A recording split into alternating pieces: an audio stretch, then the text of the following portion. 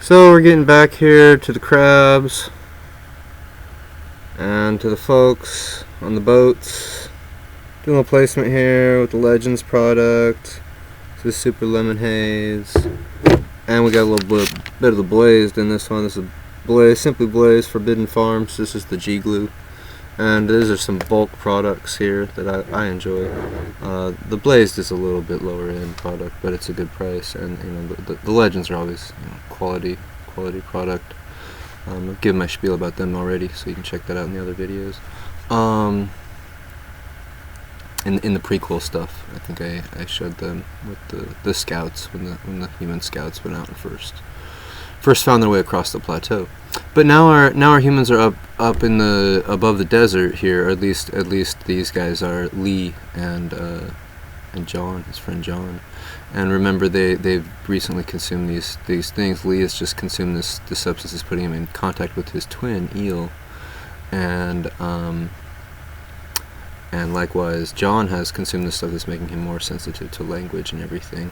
And Lee has been wanting to share what his new experiences are with his friend John, and they've been exposed to the horrible smells that are coming from the runoff, and so they came back inside, and after Crackler gave his spiel about how this is what's going on with the environment, and sorry you can't go out and have your conversation in the fresh air like you wanted to, but it's a situation. That's why everybody's in this whole journey together, is so that they can actually help the deer population to remember how to do their biocycle and fly again, and not be in these stupors of narcotic trance and just pooping all over the place, pissing all over the place, and mucking up the water in the environment with all these chemicals that they're consuming. So and overgrowing because they don't have the proper stewardship with the predators like the cats and the wolves, and the crocodiles pick them off every once in the gators will get them, but they're not. There's just too many deer, not enough predators. So Lee says, let's go sit down. I just got to talk to you about this. So they go back, and the two mama crabs are they're sitting back there anyway. So they go back and they hang out. Remember the big mama crabs, and they have that big machine sitting in between them. That's like they're kind of almost like guarding this machine from all this activity that's happening on this boat. It's kind of a party boat, and so they go back and they hang out with the mama crabs, and they're like, Lee's like, yeah, I'm not going to tell you anything crab people don't know. So and little what's her, Vestibula is in the little crab costume, and so she has to stay in the crab costume because any people see her as a ram, then they might call the authorities and bring her in, and they already have one ram captive, and the crustaceans are sort of like, this is our ram, we have to guard this ram so that everything happens the way it best can for where the rams are going to be repopulating and this kind of thing. So the crabs sort of have this agenda with this ram. That's why they're really so Vestibula goes up with them, kind of sits on top of their machine, and then they're kind of, and he's getting and she's got this crab shell on her, so the insects and stuff are kind of going over to her crab shell and moving around checking her out, and she's getting tickled, and she's had a little bit of the red mushroom. So the crabs crawling aren't like early on in the story when she's bothered by the crabs, because she's had that red cap. And remember from the very, very, very first story when the rams eat the little bull, the red caps that grow out of the bull crap, then they end up, if they eat enough of it, then they fall asleep. But if they just and then they wake up, and then they have all this energy, and they go play and dance and stuff, and they have this, achieve this sense of clarity. But she's been eating small amounts of this stuff. She isn't falling asleep, but has the ability to be more friendly with the creatures around her and have some energy and some clarity with that. So they settle in, and then Lee starts telling John,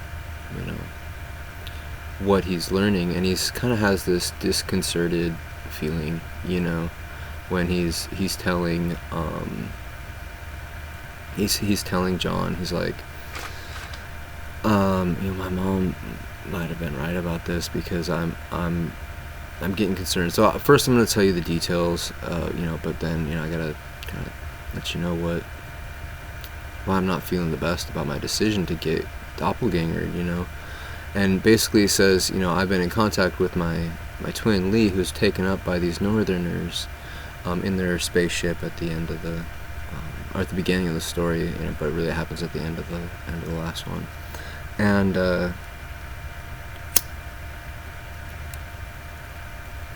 started saying how EL has gotten this rapid education up there with what's going on, and in fact, because he is the only Northerner, he's become a Northerner now really quickly, and so because he's the only Northerner though who can talk to the crab people, and since the crab people are running a lot of the economics of this society, basically the Northerners have decided that he's going to play this great role in their society as this new communicator, because he has this ability to not have to use this giant machine that these crab people have. And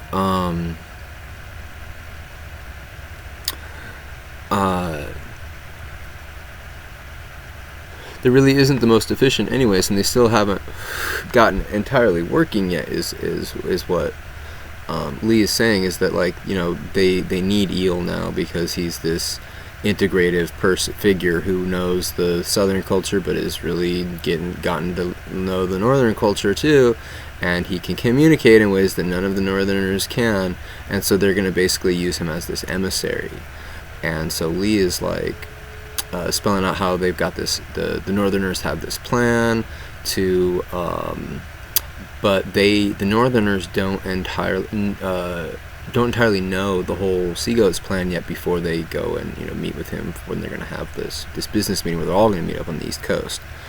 And so, but Lee has gotten word that there's certain things that Eel knows that the rest of the Northerner humans don't know because they can't speak the crab language, and so Lee and Eel are privy to certain information that really only the crab people are, and just them. So they're sort of getting this scoop here, and the crab people are sitting there listening to this, and they're also kind of keeping their eyes on who else might be listening, and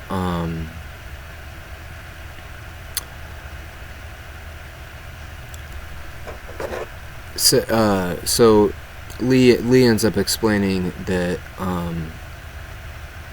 there's going to be this big new agreement that's going to happen, but the crabs have this plan to get one of the lambs, or to get one of the rams out of the deal, because the Seagoat has this great plan, right?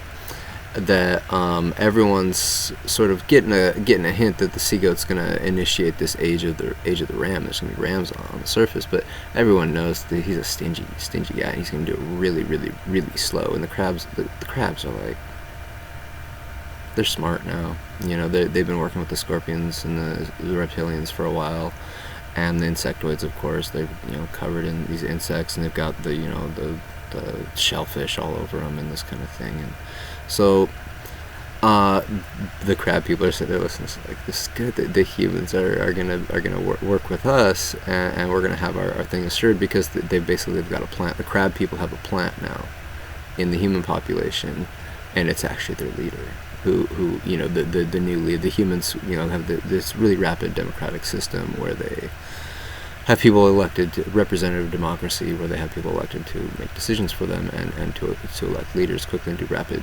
leadership changes. So basically they're streamlining the process to get EL be the new emissary between all of the lands as this unitive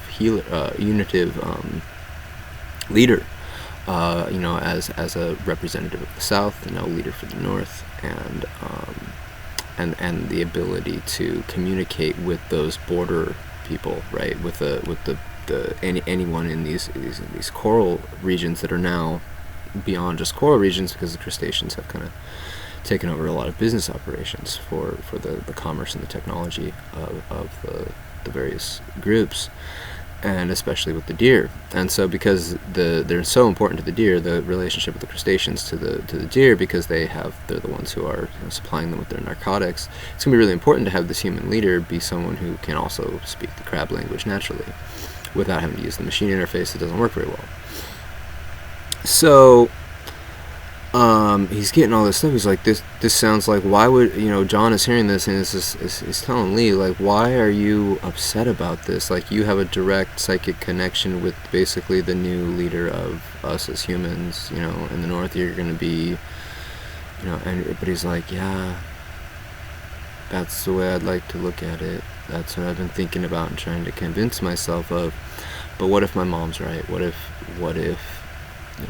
EL turns out to be an evil twin, and I can already tell, like, I might be in his mind, he might be in my mind, but he has a superiority thing already with me, I'm already living in his shadow, and, is that going to turn me into the evil one, or is that going to turn him into the evil one? And he's going on all these ruminative thoughts that he's having that are eating him up, and he's sitting there on this boat, and he doesn't know what he wants. He's afraid to meet EL, but he wants to meet EL, and he doesn't know what's going to happen. And he's in this trepidatious, perseveration of running through his thoughts, and he's just going nuts. And John says, you know what, this is a new environment, a new time. Let's go talk to Crackler. Crackler seems to know what's going on and is a smart one. And the older crab women are like, oh, these people are smart. They're figuring it out, and they're sort of watching them.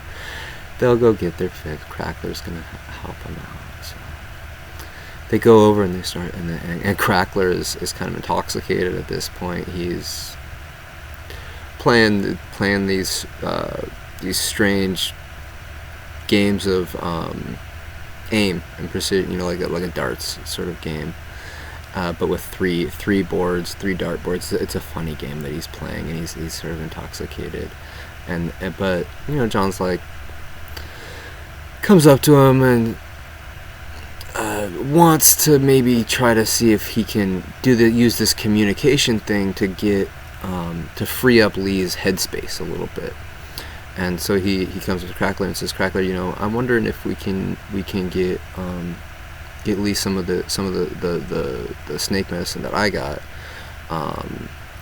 and we want to make sure that that's going to be okay with the stuff that he's the blue stuff. Is going to be okay to mix that with this system, or what do you recommend for us right now? Because my friend Lee, it's the first time he's ever had a twin. And now he's kind of getting freaked out because his twin's going to be the leader of the planet and this kind of thing, at least for the humans. And Cracker's like, yeah, all right, yeah, that's good. His twin's going to be the leader of the humans. That's exactly what we need. We need a good man who can speak with us, very easily, this kind of thing. Cracker's just having a good time. And so it kind of brings some joviality to it. And Crackler comes back over to hang out with the crab ladies, and they come over and they're gonna talk and have some chemical discussions and maybe consume something. And he gets over there, and he's this sort of like intoxicated lobster dude, right? And he comes over and he's flipping around and flailing about, and he ends up smacking the machine that the crab people have. Then the two mama crabs just hop up, and they're like, no, this is, you stupid lobster, what are you doing? And one of them is just stark raving mad, and the other one is like sitting there with the machine and like trying to tinker around with the machine to like see if things are broken. And then there's these little insects start crawling out of the machine. All these little insects start getting loose out of the machine, and they're running around the region of the boat. And the one who was mad is now crying. Is like, my babies. These are the latest hybrid baby crabs that are inside of this machine. They're actually what make it work. So now we're getting this whole emotional meltdown. The crabs are having an emotional meltdown and spilling out their little mutant insect machine here and how it actually works. And Lee kind of takes over and is just like, oh yeah, EL told me about these machines that have, I know what's really going on with these is that they say that the humans are lying again about having great technology, that they're working with the crabs, and the crabs are taking care of it. But it's another one of these the scorpion people have this input-output thing they do where they mask up how the code actually works, right? And they have these secrets, trade secrets they call them, but what it really is, the way this machine works, is that they don't have the ability to actually have a algorithm that is just a machine-based algorithm that is able to just communicate directly and from the clicks and vibrational movements that the crabs make with their little with their feet, with their claws, and this kind of thing. And so when the machine, they could never get an algorithm to actually do it. So Scorpion's got a great idea, and the Scorpion said, why don't we hybridize scorpions with crabs and ants, and then we'll have something that can do the stick language that the ants have, and the crab language, and then plus it's going to have these special novel venoms and poisons, stinger things that are going to be able to have a more robust biochemical interaction with its fellow creatures should it so evolve that way. And so over generations of all these insect experiments, they were able to breed this ultra intelligent ant crab scorpion thing that could easily understand lots of languages, and it has to integrate as a hive mind within this machine, right? It's a machine. It's both a machine and it's a ant farm, basically. And so inside of this thing, they've got this system where it can hear the crab sounds, and then it puts the hive mind to work to then put out something in human language as best it can. That's the machine language can't. So there's a syntactical thing, or a idiomatic thing, really. It's more of a mixture of idioms and syntax that the crab people use that is not a normal thing for humans to be able to understand. So even the best algorithms in the past that they worked with and had generated, they didn't make sense to people, to the human mind. When they would see what these crab people are saying, they could almost make sense of it, but it never. So finally they just cheated, they got the scorpion people to hybridize them an ant colony with baby crabs. And so the two mama crabs are like kind of they're scared about this situation, like, oh no, their secret's out, and they don't know what to do, and they're like getting angry and sad and then trying to cover their ass, and they're getting all confused and everything.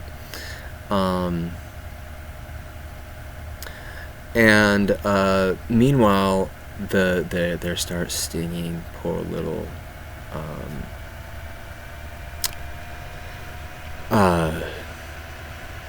the ram, vestibula starts getting stung. It's little baby crab is going to play with the baby crabs because she's happy on this red cap, and then the little crab starts stinging her, and she starts getting high in the way that the fire ants were getting. So first she's freaking out. She's like, "Oh God, they're stinging me!" We have so the ram comes loose out of the costume, out of the crab shell, and of course Crackler's just freaking out. It's like, oh my God, we're gonna lose a ram here, and our business is gonna be blown. And the two mama crabs, they're like, Crackler's like, you guys gotta get it under control here. Like, seriously, level out. Scoop up what you need to do. We gotta get out of here, right? They're gonna call security. They're gonna have people here to get this ram escorted out of here, and so we need to clean up our act and just move along. So they get out on the boat, out on the surface of the boat, and they all have to hop ship out into the water, and so the ram rides on top of one of the mama crabs, and so they depart, and the hawk leaves with them too. Hawk's just been flying around outside of the boat. So the hawk is gonna guide them again to how they're gonna get east now. So we'll find out soon.